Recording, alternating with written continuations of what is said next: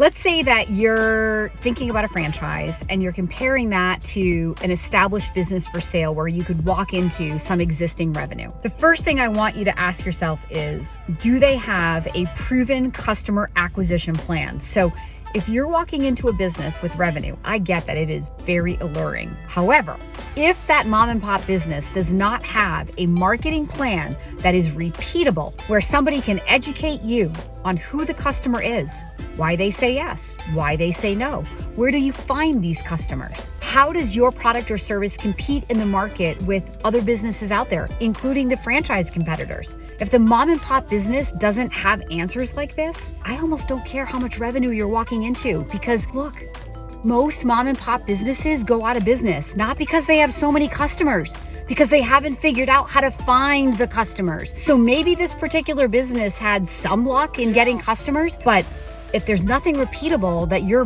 buying, then what are you actually buying? The second thing to consider is, if you've never owned a business in this industry before, do you have the knowledge, not just for today, but in the next 5, 10, 15 years?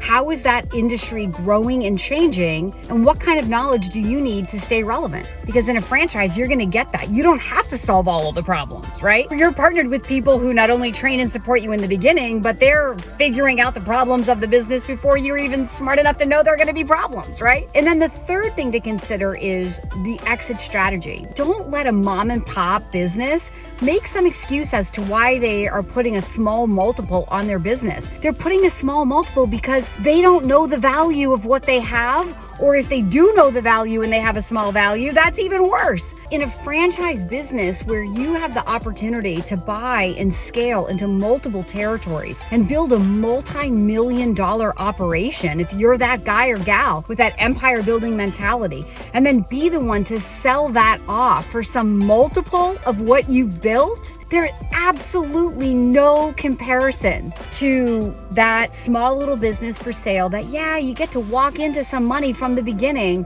but in the end, does it really matter? If that's all the money you could ever figure out how to get out of it, did it really matter? Was it really worth it? It seems incredibly short-sighted. Just some things to think about.